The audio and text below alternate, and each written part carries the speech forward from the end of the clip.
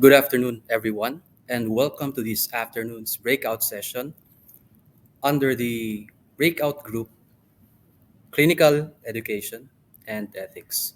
My name is Jare Vigromea. I'm from the University of St. LaSalle, and today I will be sharing with you my reflection based on my paper, which is entitled Becoming Practice Ready, a Law Student Practitioner's Autoethnography.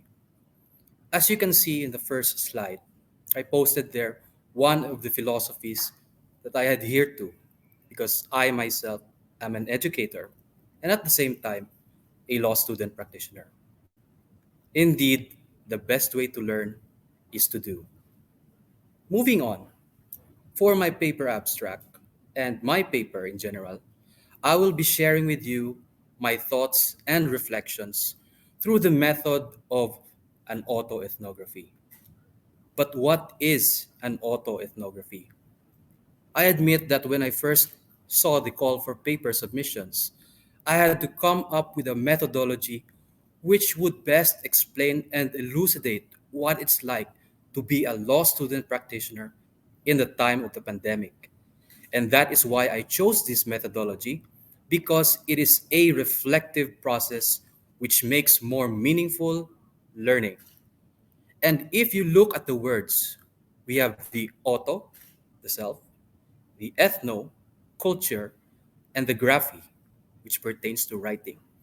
And unlike your ordinary diary or journal entries, these will help the writer reflect not only about himself and his experiences, but also he will connect it to the social and cultural context.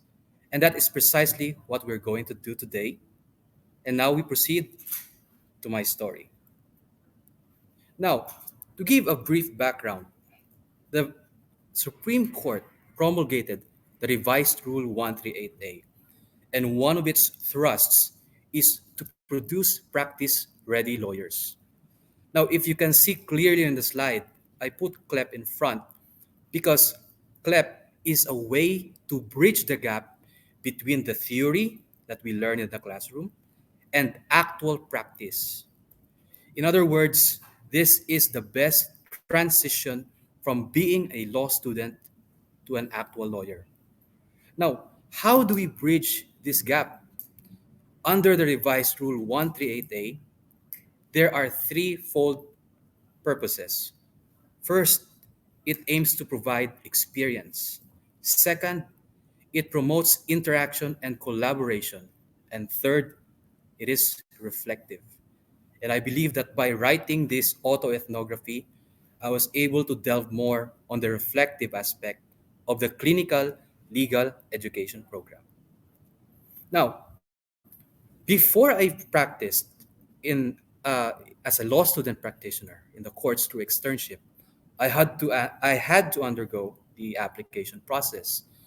And for me, in this experience, it's like similar to having a job. First, you have to make sure that you are eligible. Second, you have to apply for it. And third, you should be endorsed by the dean.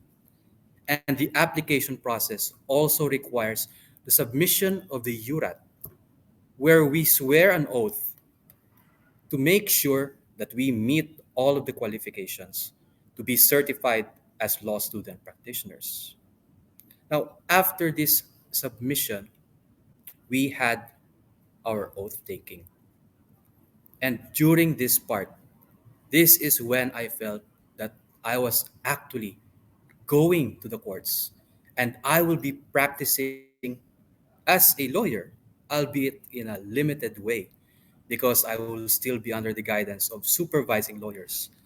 But if we compare the lawyer's oath to that of the oath of a law student practitioner, we can see that it's all similar. In fact, while I was reading it and swearing an oath before the executive judge, it was like I recalled what we learned in our classroom in legal ethics when we were asked to memorize the lawyer's oath. So, here are some of the pictures that I would like to share with you, which is not present in my paper. And there, I put down one of the salient realizations that I had after the oath taking. And the first thing that I put there is, of course, my philosophy. Indeed, the best way to learn is to do. And this makes sense because if we really wish to become lawyers, we should not only prepare to take the bar exams, we have to practice doing what lawyers do.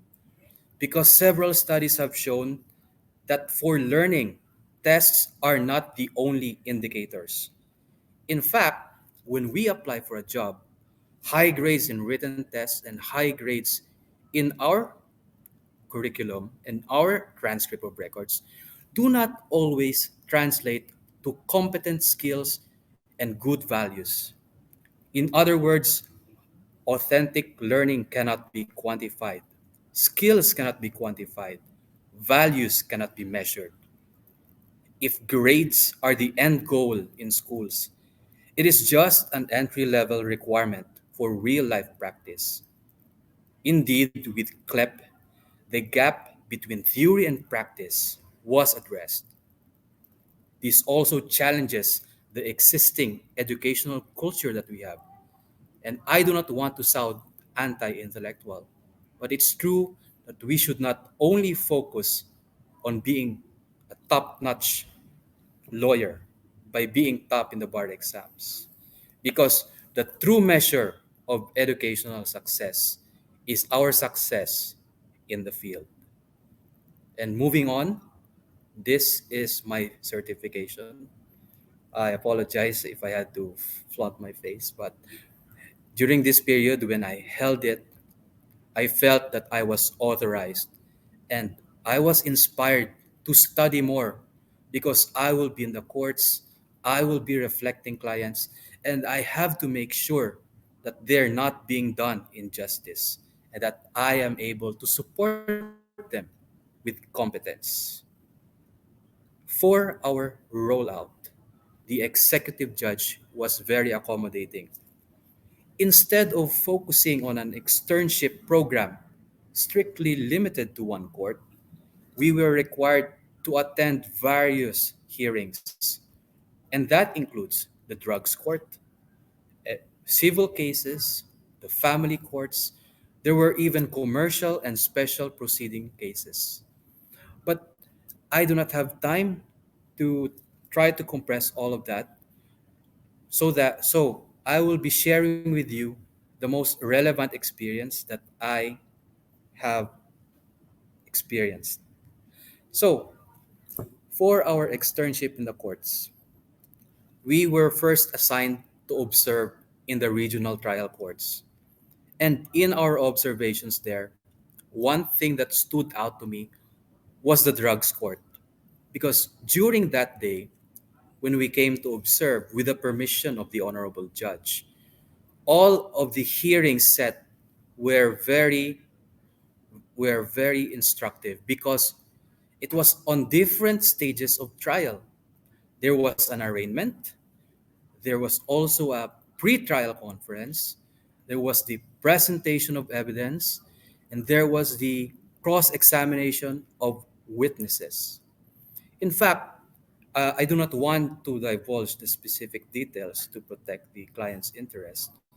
I was able to witness that in one arraignment hearing or proceeding, it was hybrid. Hybrid because the persons deprived of liberty appeared through court via Zoom. I'm sorry, via Microsoft Teams. And it was the first time that I saw that it was possible because traditionally the accused has to appear personally in court. And there was a moment there where they experienced glitches.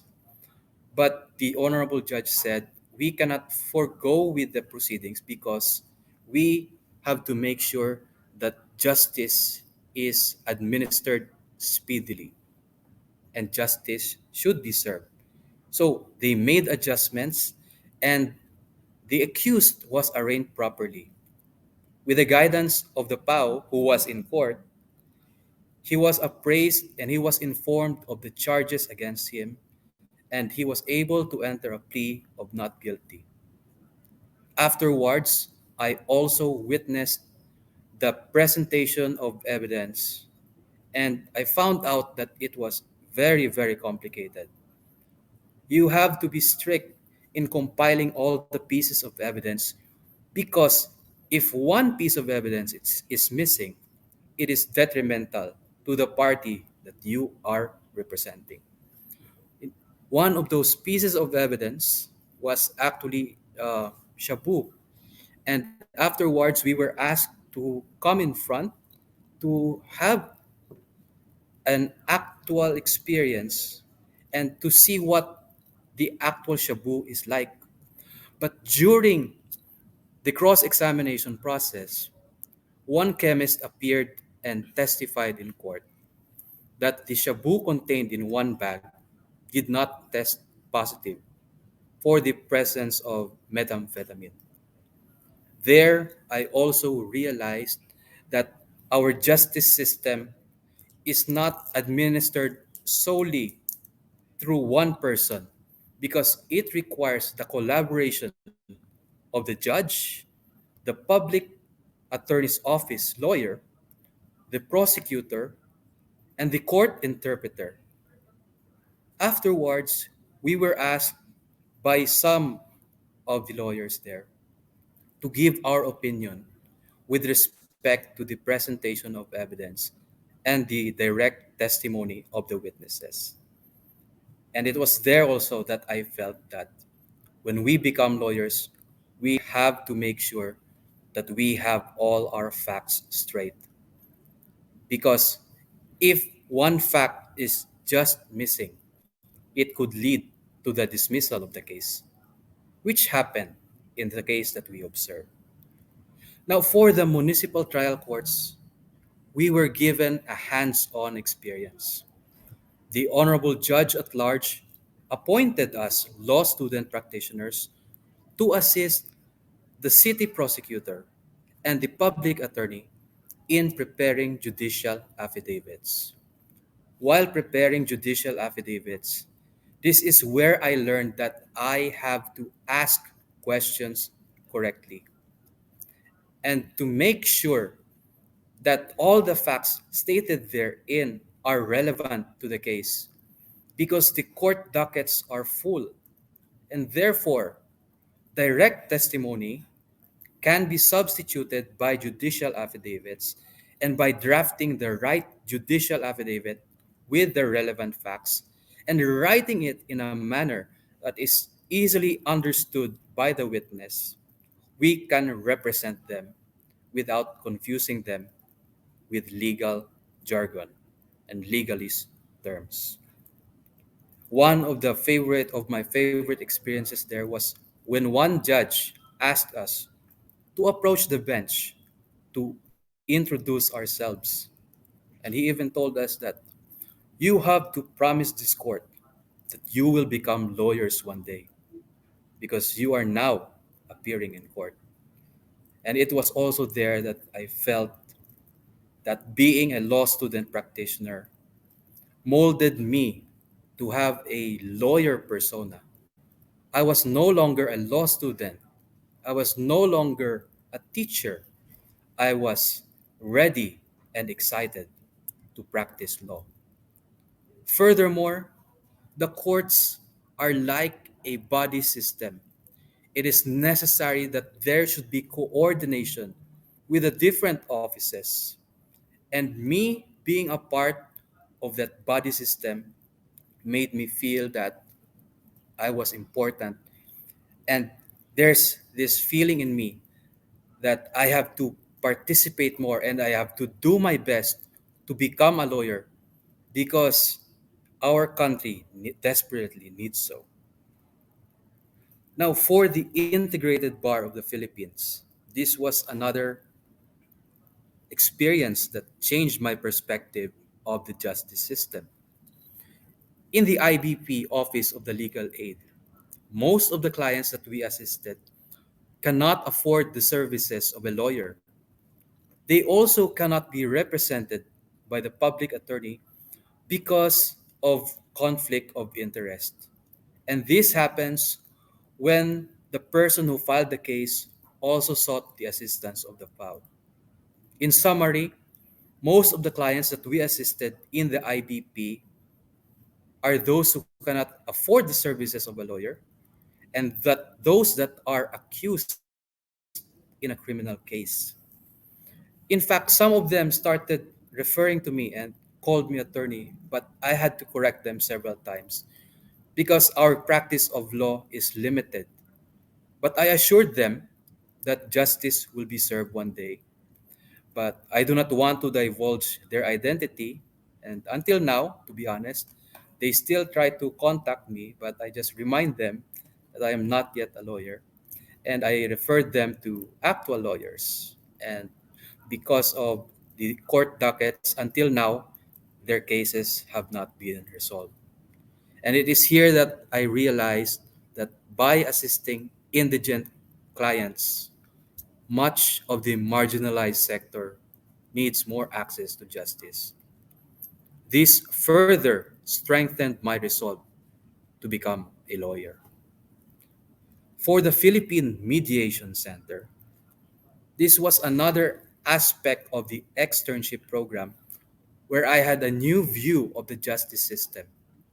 Because under the Philippine Mediation Center, I learned that legal disputes should not always lead to the conviction, acquittal, or to any court decision that may be detrimental to the losing party. As much as possible, lawyers should try to avoid litigation.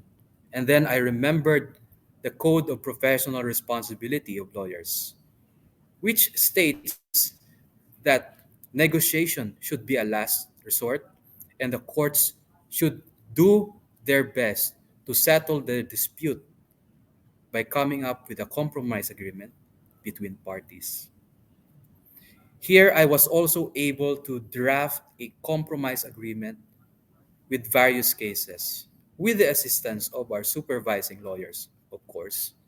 In fact, one of the most difficult ones was an ejectment case where some parties agreed to enter into a compromise, whereas others cannot have a compromise agreement. Luckily, we were assisted, and for the final draft, it was the mediators themselves who furnished it. Afterwards, when they found out that I already reached the qualifications because I told them that I was already 30 years old, they even invited me that, sir, why don't you apply here in the Philippine Mediation Center? But then I said, yeah, but I still have to focus on the law study of law. But I might reconsider it in the future.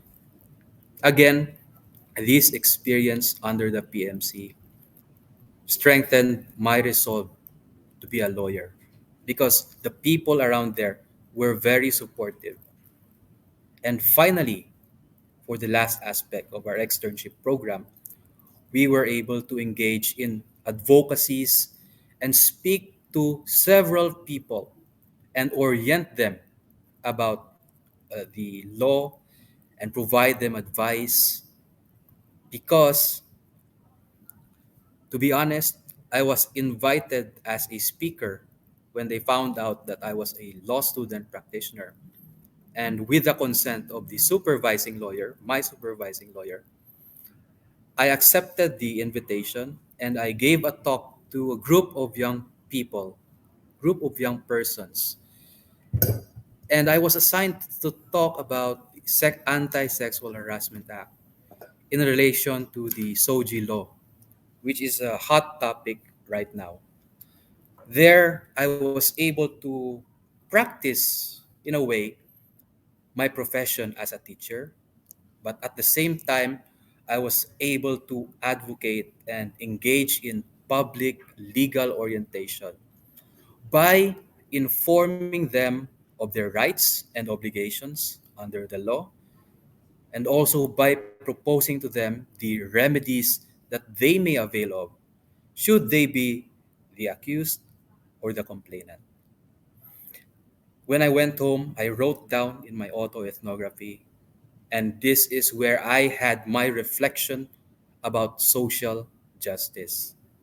I realized that the best agents to effect social justice are those who are engaged in the practice of law.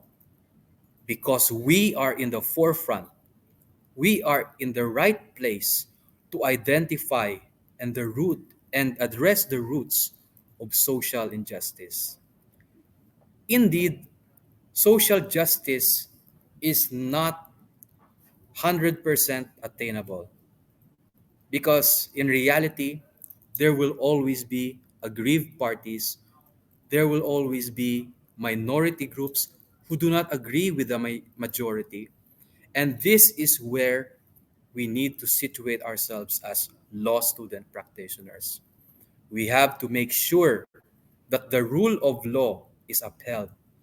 We have to educate the public and remind them that the court of public opinion is not the court that they should turn to. It is the court of law. So, how do I then reconcile this with becoming practice ready? The term practice ready is not defined in the law student practice rule, but based on my experiences, I can confidently say that I am practice ready. But I'm not yet a lawyer. I still need to pass the bar. So, for those of you who are still undergoing the CLEP, I would like to share with you a benchmark on how to determine if you are ready to practice law. First, did you acquire knowledge? Did you acquire skills and the values necessary for the application of law? Second, are you able to deliver legal services by applying the knowledge, skills, and values that you have learned? And lastly, are you also an advocate for the promotion of social justice and public interest? If all of these are present, I tell you, you are ready to practice law. And what is the effect of this externship program and CLEP in general for me? So, after writing the paper, I learned a lot more about social justice. I saw that we need to be ethical and we should be able to represent the marginalized and the underprivileged. As to our Philippine justice system, it is not perfect, but the statistics and my observations inspired me to do seriously and to finish the study of law because it became clear that more manpower is needed. In fact, I feel obligated to be a part of the solution. Right now, I think taking the bar is just a mere formality because deep inside, I was transformed. I no longer doubt myself. Now, I am more motivated than ever to finish my study of law and become the lawyer our country needs. And with that, I would like to leave you my final reflection with respect to my experience in CLEP through means of externship. So, my externship program gave me an authentic learning experience. I became a better person in a span of a year. I am more motivated to finish my study of law and become the lawyer our country needs. I hope that for all law student practitioners out there, that you will experience the same thing. I would like to thank everyone, especially the Supreme Court, for this opportunity to share my knowledge. And that ends my presentation. Thank you. If you have any questions, just feel free to unmute, or since we are for in the interest of time, you may also send it to me via direct message so that I can address it. Thank you very much.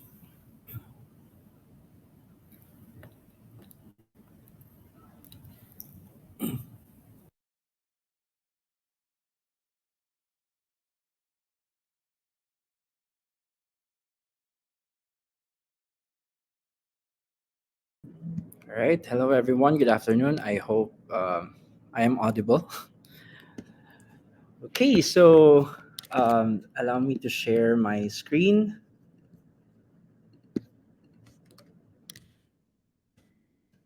All right. So once again, good afternoon, everyone, and welcome to this interactive workshop on the post-CLEP experience.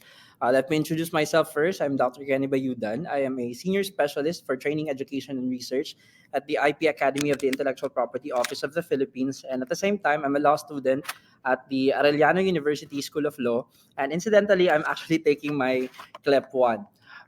Earlier, I hope Mr. Gumea will will forgive me for this one, but I was really intently listening to his presentation, and I somehow got a lot of things that I could actually include here in my presentation. So it's very on the spot.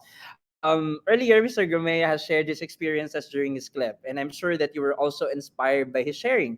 And having rendered service in various institutions, the court, the IBP, the Philippine Mediation Center, and the communities, clearly he has made a great impact to the people whom he has served. So to top it all, he was invited even to join the Philippine Mediation Center.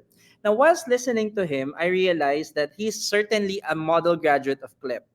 And now, this leads us to the question: can his experiences serve as basis for for a more robust CLEP in the country? And how can we replicate the design and structure of his CLEP experience that it may yield many Mr. Gourmet in the country? And I'm thankful for the organizers of this breakout session, because his presentation actually is a springboard to what I would like to have as an interactive workshop with everyone. So let me start um, that CLEP, as we know, is the result of the amendment of Rule 138A of the Rules of Court. And the revised rule covers the limited practice of law, where the student, under the supervision of a supervising lawyer, drafts and submits various pleadings and documents before judicial, quasi-judicial, and administrative bodies. The law student practitioner, or as we call it, or label it LSP, is allowed to render assistance in mediation proceedings, legal counseling, and the like. And of course, the LSPs are categorized into two groups. The program designed for CLEP varies depending on the school's policies and the expertise of the host institution where the student will be able to render his service. Given that, there is no standard curriculum developed yet for the CLEP. The program designs are, of course, left at the discretion of the institutions. However, this approach may, I would say, in my personal view, may be detrimental to the holistic experience of law students, since there is no standard set of knowledge or skills to be learned or gained at the end of the program. The prescriptive and discretionary nature of the provisions on the learning tasks and activities do not guarantee, though, that LSPs will acquire the preliminary and necessary experience of an early career lawyer in the field of their choice. Now, while there is an assumption that law students will gain practical experiences, or yeah, practical experience in the CLEP, the question of what then is still, of course, left unanswered. And there is this uncertainty as to what lies ahead after the completion of the CLEP in terms of course, potential employment, not just as a requirement for the bar. Now, education to employment, in most undergraduate programs and even in most professional programs, this is one of the hallmarks that it has. Now, as such, legal education programs also must direct its attention towards gaining access to future employment opportunities. As such, or for example, placement in law firms while preparing for the bar or any paralegal work, or just like what Mr. Gomea has experience. He was invited to the Philippine Mediation Center, and as we know, we you do not need to be uh, you do not have to be a lawyer in order for you to engage in the mediation or in the alternative dispute resolution practice. Now, before we commence this workshop, let me give you a quick breakdown of our time together, this very short time together. Our workshop is divided into four parts. We'll get to know each other first, and then we'll go over the workshop aims, and we'll delve into each of the aims through an ideas exchange. And then we'll synthesize the entire proceedings. It is highly encouraged that everyone utilizes the chat box and the links that I'll be sharing later on to share your thoughts and your experiences on the questions posed, because I will not be able to see you and I will not be able to hear everyone. So now let us begin the first part. Let us get to know each other first. I would like everyone to please visit or to go to menti.com and input the code 47904851. So here we shall be um, checking. Yeah, we'll see how many of you have completed the following programs.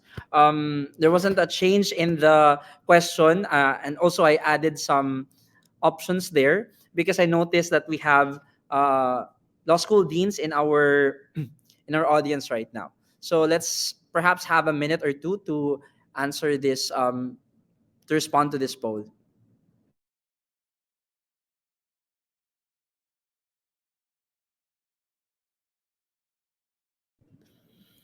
All right, I see 5 responses. 20% has completed CLEP. Some have completed CLEP 1 and 2. We have ongoing CLEP. I hope that my colleagues from the Arellano University School of Law are also responding to this poll. Right. Let's have 1 more minute. I see that in our audience, most of whom are from Arellano, and I'm sure some of you are my classmates, and I'm thankful that you're here. All right, so I think we can already end this poll. So as you can see, there's 71%. All right, there are still responses coming in, and there's 28%. Sorry, 28 and 6. That's 34%. Am I right? 32% now was completed at least a CLEP program and then the old apprenticeship program. Now, the reason why I asked for this poll is really to ensure that the responses that we have will be varied as to those who are ongoing or going through the CLEP program, and also for the ones who have already completed, because what we are trying to establish here is really what lies ahead, based on your experience as someone who's already completed it, and also your perception as someone who's still going through the program. Now, we can let us now proceed to the next part. Okay.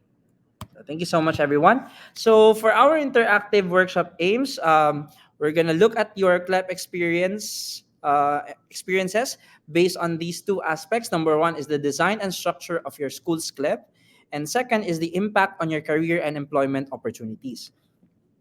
The rationale behind this workshop is that CLEP is not just a mere requirement that students have to go through in order to complete the academic requirements for a JD degree and to be able to take the bar. So as we know, based on the announcement of the Supreme Court that in the 2023 bar, it's going to be a requirement for bar takers or for applicants to the bar examinations to have already completed the CLEP program.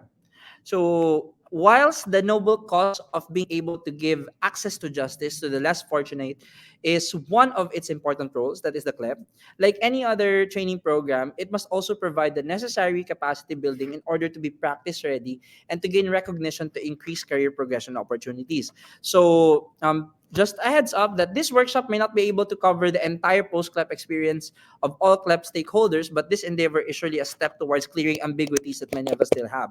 Like, for example, I'm going through the CLEP right now, but once, say for example, that I finish law school and potentially pass the bar, I do not know yet where am I gonna be heading in the practice of law. So, thus this workshop, we will try to focus and explore your experiences on the following aspects. So let us now start with this first portion, the design and structure of CLEP. So kindly go to the link above, that bit.ly link, bit.ly/CLEPDS, and kindly share your thoughts uh, on the next questions that I will be posing. And please try to be as comprehensive as possible. So perhaps let's give everyone around 30 seconds to access the uh, bit.ly, the link.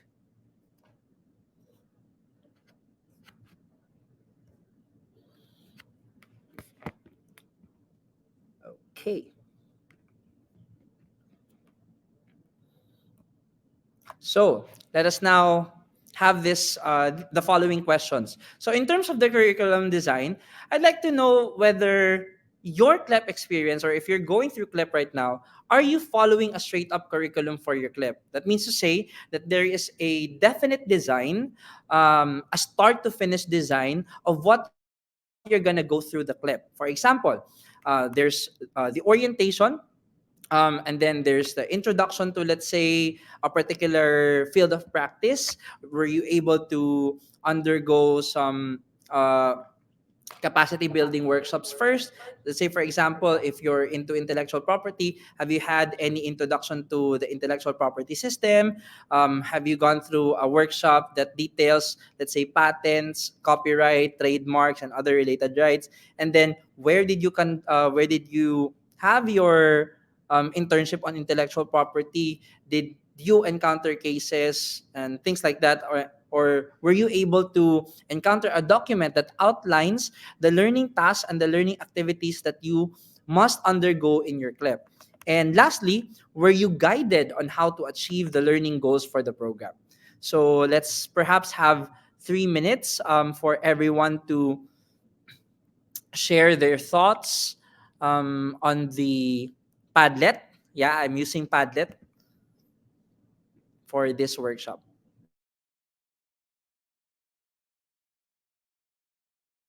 So there is an example um, response there. Let me just read. So my school's CLEP is in two forms. One is we can render the hours of with the Office of the Legal Aid. Two, we go to institutions such as government offices and law firms where we can render the hours. So as we know, it's called externship. There is no concrete curriculum to follow, and it all depends on what's available when the service starts. So that's an example of a response to the questions posed earlier. So let me just go back to the questions, and we'll wait for around 2 to 3 minutes for our participants and audience to respond.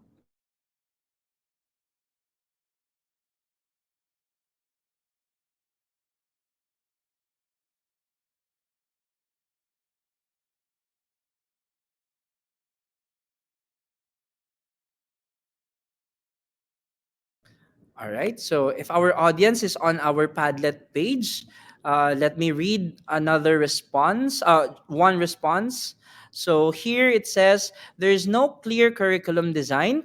We were just assigned a case to work on and represent in court as part of our law clinic. The supervising lawyer gave us advice and reviewed our output, but that is the extent of it. There. Thank you so much for that sharing. Another individual has shared, our CLEP program is still in its infancy, being that this would be the second year of our law school. Our school is still in the process of forming its framework. Yeah, as what I also have heard from yesterday's talks, most schools are still in its infancy stage as regards the creation of the CLEP program. I mean, I think that is a normal thing for institutions, especially educational institutions, to go through. That the curriculum, perhaps in the first 3 years of its implementation, it would be a lot of experimentation. So the curriculum design at the first year may be whatever it is that is available, or how the our educational administrators perceive or understood the mandate for CLEP. And perhaps in the years that will follow, it will now become a more framework style approach to, or there is a clear framework that is being followed in the CLEP program. So another sharing, we have our CLEP is integrated in particular subjects, social legislation, human rights, etc., and a subject dedicated to it for lectures. We do externships in courts within our legislative district and are required to submit reports and reflections. So that's nice because for some schools, it's quite a direct thing, no? It's a separate subject. But here we see that the CLEP is integrated in the subject. So I would presume that, say, for example, in the human rights, you're not just doing mere lecture about the laws, but you focus on, let's say, for example, violence against women and children, and then you find a community where you can assist in uh, in raising awareness of the anti-violence against women and children in that community, and also assist in, say, cases. I think we have our last two, yeah, our last, last comment from our audience. As this is the second year of CLEP in our law school, there's still no clear curriculum design, just a choice between our legal aid clinic and externship. All right. Thank you so much, everyone, for sharing your thoughts on this particular set of questions. I think it's pretty clear that everyone really is still trying to explore as to how the CLEP should be initiated, and how to identify the exact learning tasks and learning goals for the program. Because, for example, let's say if I am a CLEP 1 student and I would like to later on um, become a practitioner in the field of criminal law, I would expect, let's say for example, that we're already what, a decade or two in doing the CLEP. I would expect that I will have to go through a set of learning tasks and activities and a definite set of curriculum, which will lead me to become a practice ready criminal lawyer. But based on the current set of responses, it seems that we still do not have that kind of practice yet. Now, let us now proceed to the second part, which is on the skills. As you know, and based on the answers and responses earlier, although there is no clear and definite structure and design for the CLEP, there is still skills being acquired um, by the law student practitioners. So in this particular portion, the questions are: what skills did you acquire in your CLEP? And do you think these skills will help you become an excellent and ethical lawyer? As what Mr. Grumea has shared earlier, it seems that he has acquired the necessary skills already to become a mediation. Perhaps it is also due to the fact that he has prior experience, prior professional experience, um, apart from being a law student practitioner. So, for our participants, kindly share your thoughts on these questions. And perhaps for our administrators, our legal education institution administrators, kindly share to us, what do you think are your students learning or acquiring as skills? We all go through the legal form subject, and based on your observation in the current CLEP or in the past CLEPs that you have had, did you see a significant improvement on how students uh, create pleadings, draft legal forms, and the like?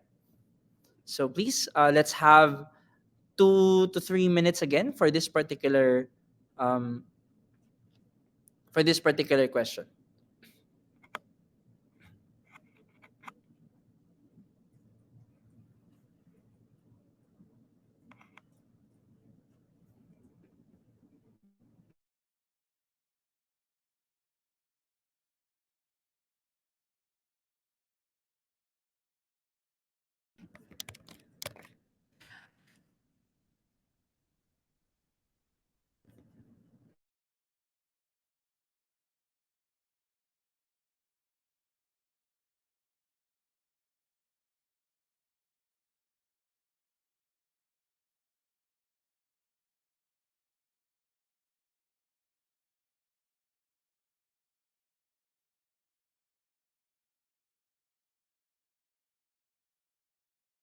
I can see our participants typing their responses, and I'm really excited to read your thoughts on these questions.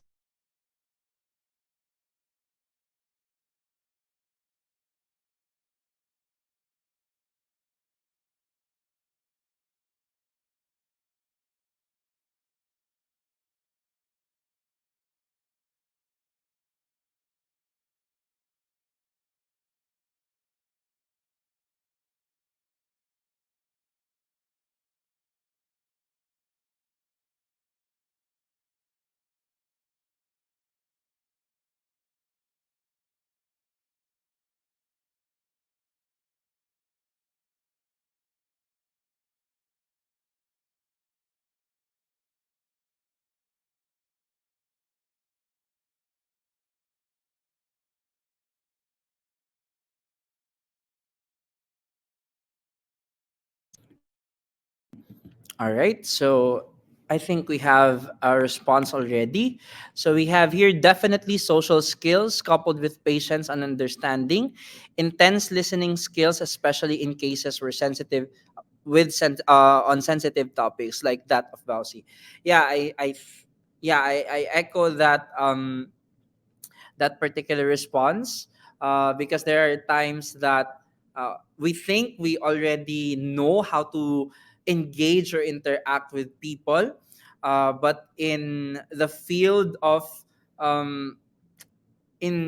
of law or in the legal field, it's quite a different set of skills or social skills that you have to cultivate, because you have to be very intent on your listening, and to ensure that what it is that is being shared by your client or your prospective client is something that you understood thoroughly. Because once your understanding of their case or their situation is different from what they intended to share to you, it might um, cost the case or something of the like. We also have other sharings here. Let me read this to our audience. So we have here, yes, it gave me confidence, just like what Mr. Gomea said earlier. I'm not sure if I will become an excellent lawyer, but it gave a sense of vision that I can see myself as a good one. It also made me realize how big a duty one has as a lawyer. Thank you so much for that sharing. Let me see our all right, there. Caleb was particularly assistive in actualizing the things we learn in the classroom. Sometimes theory just isn't enough on its own. Yes, I think if on the perspective of the teacher, it's kind of difficult um, to see or to observe whether a particular or our students are able to understand the concepts that we are teaching them, if there's no actual physical manifestation of that concept or that fear or that knowledge on their part. So I think going through clip, it's really important that teachers have as a teacher, you have to ensure that there's um, a complement or a complementarity between knowledge and the application of that knowledge to a particular practice. All right. So we also have here, CLEP has helped us in improving our skills in writing judicial affidavits and complaints. It helped us in dealing with clients and conducting interviews with them. We also have here, I learned how one should adapt discourse, both through language and modes, to the mass or the client, in order for them to understand better the laws or the situation at hand. We should learn to adjust our communication styles in order to inform more people. And here we also have skills acquired in CLEP, an advance to the legal forms or course or subject. Perhaps this is uh, a response by a second year student or third year. And then there's critical thinking coupled with capacity to think out of the box, how to make an impactful assessment and recommendation. All right. Thank you so much, everyone. And now, here we can already see, at least based on the responses, that there are clear skills or there are standard skills. I'm not sure if I'm using the correct term standard, but at least definitely there are skills being learned through the CLEP program that cannot be taught in the four walls of the classroom. And these skills can only be done through actual practice, through actual conduct, through actually doing what it is that a lawyer must do there. Thank you so much for your responses. Now on to our last portion. For the next part, I'd like everyone to go to this link, what's beyond CLEP, https bit.ly/CLEP CEO. So very simple string of letters so that everyone can um, access it directly. So bit.ly CLEP CEO. Because here we're gonna talk about career prospects. Now, despite the infancy stage of the CLEP program in your institution, and also given the fact that students are able to acquire this wealth of knowledge and skills through interacting with various individuals, various stakeholders. Now, do you think that the CLEP has prepared you to land a job after graduation or the bar? And what kind of connections were you able to gain during CLEP? Now, additionally, there are uh, questions that I have also posted on this Padlet that you can also use as a guide. So, do you feel that you have gained significant experience in preparation for the actual legal practice? Or do you find yourself working in an institution where you rendered your internship or externship, just like the invite that Mr. Gomea has earned? And do you believe that you have gained competitive advantage if you were to apply for a position at your CLEP site? Perhaps let's have a minute or two for this one because we're almost um, running out of time already.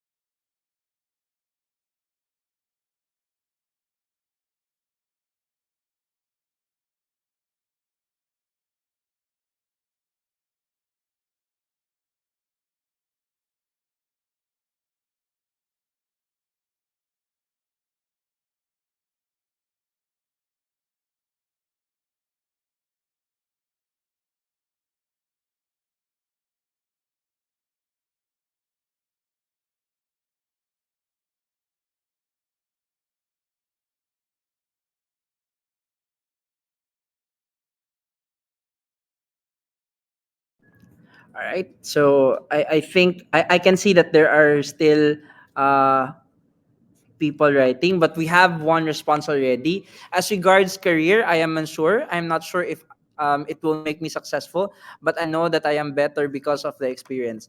Thank you so much for that sharing. Actually, I echo this particular response because um, I'm almost I'm closer to the finish line already in law school, but I'm not sure yet as to which field of practice I am going to do if I am going to pass the bar in the next few years.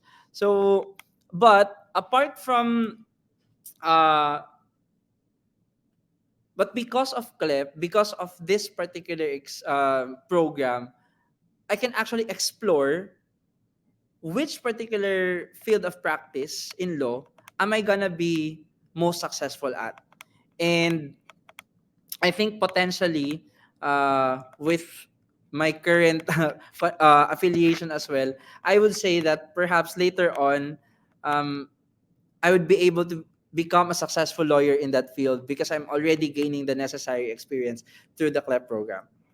All right, so we have three more responses. Let me read this to I think everyone can see the responses because I've shared it on Air Meet. So affirmative to all three guide questions. I've been hearing this phrase prior the summit, and it just really shows how truthful it is. And the phrase is CLEP bridges tiers and application. So yes, CLEP really helped me a lot. Yes, I feel CLEP helped me in my preparation for legal practice. Because of CLEP, it helped me gain connections and build friendships. The experience made me see what lies ahead of me when I will soon become a lawyer. As I'm still on my CLEP 1, I believe I would need to learn more in terms of handling cases, especially in representing clients in court. I hope I could get this on my CLEP 2. All right, so we have varied responses, and bottom line is that while there is that aspect that students may not necessarily be certain of what they are gonna um, do, or whether they're gonna be engaged in the same institution where they did their internship. But one thing is clear for these um, for one thing that is clear in these responses is that there is this sense of certainty that the student or the law student practitioner has gained enough experience, or at least have already gaining those experiences that will help them become a successful lawyer in the field, not necessarily the practice or being able to get that position in a particular institution, but at least the self image of the law student practitioner. It is clear that the experience is well worth it. All right, so uh, yeah, I don't have any more slide. We're actually done. Thank you so much, everyone, for your sharing, for your participation in this interactive workshop. It was truly a delight reading the responses, and I'll be using these responses in order to come up with the final paper on this particular workshop. And before I end my presentation, if anyone is interested in doing an internship in the intellectual property office, you may reach me at kenny.bayudan@ipofil.gov.ph. And for legal education activities, there's my personal email. Anything legal education and also anything that is law student related and law student development, you can reach me there. Thank you so much, everyone.